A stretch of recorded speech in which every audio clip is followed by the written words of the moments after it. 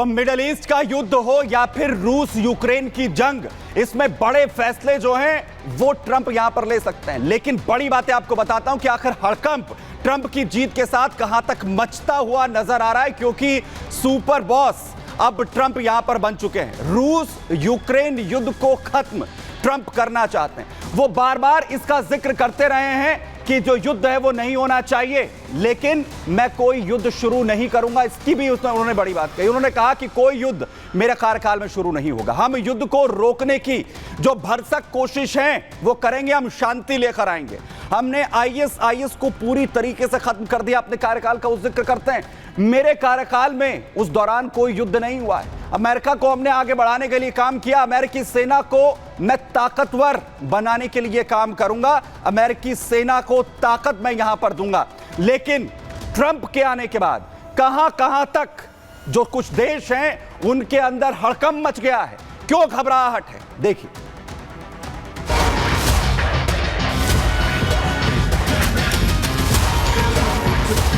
Donald Trump ने अमेरिकी राष्ट्रपति चुनाव की जंग जीत ली है।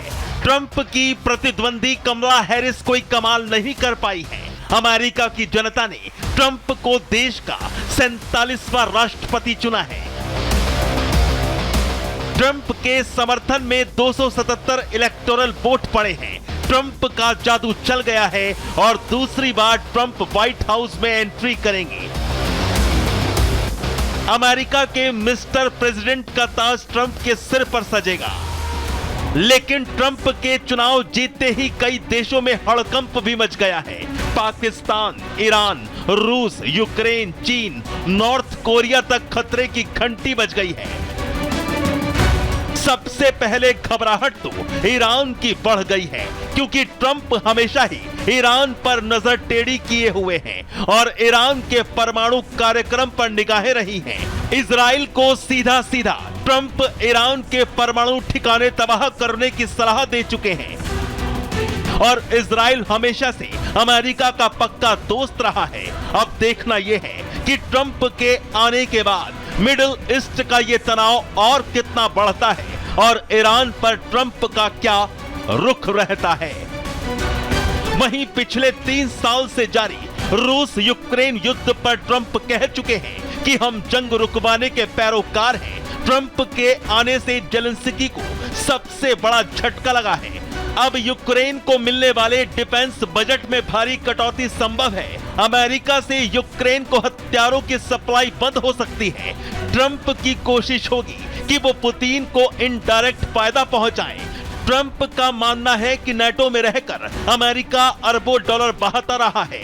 ट्रंप नाटो से बाहर निकलने का फैसला भी ले सकते हैं। इधर पाकिस्तान, सीरिया, इराक भी ट्रंप के टारगेट पर हैं। वहीं चीन और नॉर्थ कोरिया भी टेंशन में आ गए हैं, क्योंकि ट्रंप की पॉलिसी हमेशा से अमेरिका के प्रति साफ रही है और आज जीत के बाद ट्रंप कह भी चुके हैं कि अमेरिकी सेना की ताकत वो और भी बढ़ाएंगे। Bureau report, Republic Bharat. लेकिन सबकी निगाहें इस बात पर टिकी हैं कि ट्रंप राष्ट्रपति बन रहे हैं, तो आखिर वो क्या कुछ जो है बड़ा करने वाले हैं उनकी जीत के साथ ही। आखिर क्या कुछ बड़ा यहां पर होने वाला है। ट्रंप जीत रहे हैं तो ट्रंप जीत रहे हैं, आगे क्या बड़ा करेंगे। सबसे बड़ा, जहां चीन के खिलाफ उनका सख्त रुख जिस पर पूरी दुनिया की निगाहें रह रही, वहीं नाटो से निकलने का फैसला भी संभव माना जा रहा है। इस पर भी एक बड़ा जो फैसला है वो ट्रंप ले सकते हैं। वहीं यूक्रेन को रक्षा मदद में कमी पर भी फैसला किया जा सकता है ट्रंप की तरफ से। और मिडिल ईस्ट की बात करें तो पॉलिसी में यहां पर भी बदलाव मिडिल ईस्ट को लेकर वो ट्रंप की तरफ से किया जा सकता है। मिडिल ईस्ट की जो सिचुएशंस हैं उस पर लगातार जो है वो बोलते रहे हैं और मिडिल ईस्ट में क्या पॉलिसी के अंदर यूक्रेन के साथ, इजराइल के साथ जिस तरीके से वो खड़े रहे हैं उसमें क्या बदलाव होगा, ये वो तमाम बड़ी बातें यहां पर जो है वो की जा सकती है। वही बड़ी अपडेट इस वक्त आपको बताऊं, जहां पूरी दुनिया से बधाई संदेश ट्रंप को मिलने शुरू हो चुके हैं, वहीं ट्रंप को जीत की बधाई रूस से नहीं आएगी। पुतिन ट्रंप को बधाई नहीं देंगे, रूस से बधाई जो है वो नहीं मिलेगी, ये बड़ी बात सामने आ रही है। पुतिन के जो प्रेस सचिव हैं दमित्री पेस्कोव, उनकी तरफ से बयान सामने आया है जिसमें उनका कहना है कि रूस की तरफ से पुतिन किसी भी तरीके का जो बधाई संदेश है वो ट्रंप को नहीं देंगे। अमेरिका के साथ जिस तरीके से लगातार यहां अभी तक भी जो कोल्ड वॉर वाली सिचुएशंस हैं, जो लगातार टकराव है, वो यहां पर बना हुआ है। लेकिन मिडिल ईस्ट को लेकर बार बार ट्रंप ने बड़ी बातें कही हैं। मिडिल ईस्ट में आखिर क्या असर यहां पर हो सकता है, क्या असर होगा ट्रंप के आने के बाद मिडिल ईस्ट पर, जरा वो आपको यहां पर बताता हूं। देखिए, दरअसल मिडिल ईस्ट में ट्रंप की जीत के बाद क्या असर होने वाला है, उसमें सबसे बड़ा असर ईरान पर, जहां शिकंजा कसने के ट्रंप हमेशा से हिमायती रहे हैं। और एक वजह यह भी कही गई है कि ईरान ने अभी तक कोई पलटवार इजराइल पर नहीं किया है। वहीं ईरान के परमाणु ठिकानों पर अटैक के ट्रंप सपोर्टर रहे हैं। वो बार बार कहते रहे हैं कि परमाणु संपन्न देश ईरान को नहीं बनने देंगे।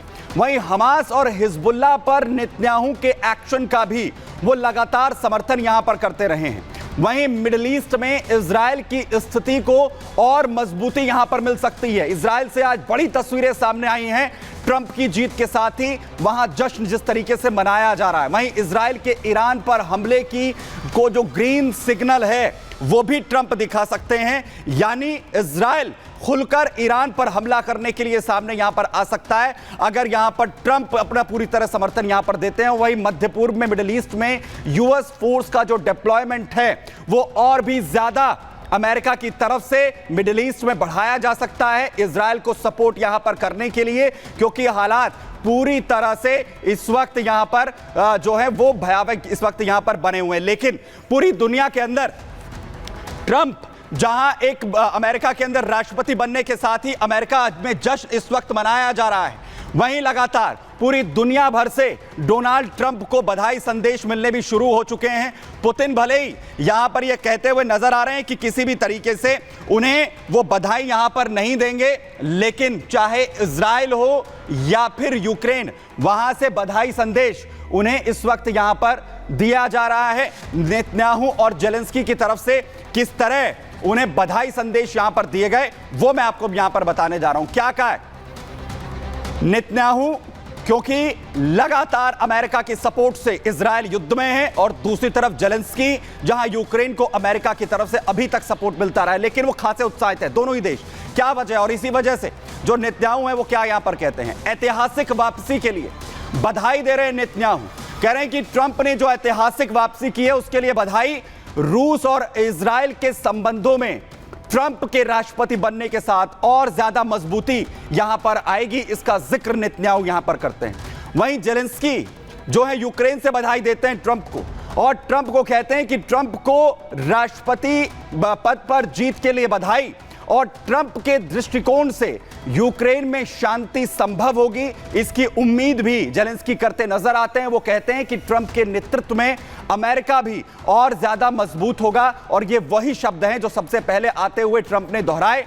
और इसके साथ ही यूक्रेन और यूरोप में शांति के लिए प्रतिबद्धता की बात भी जेलेंस्की यहां पर दोहराते हुए नजर आते हैं। वो कहते हैं कि हम पूरी तरीके से प्रतिबद्ध हैं अमेरिका के साथ शांति लाने के लिए। यूक्रेन और रूस के बीच में जो जंग लगातार इस वक्त छिड़ी हुई है, यानी नेतन्याहू हो या फिर जेलेंस्की, दोनों की तरफ से जो बधाई संदेश है वो यहां पर दिया जाता है। और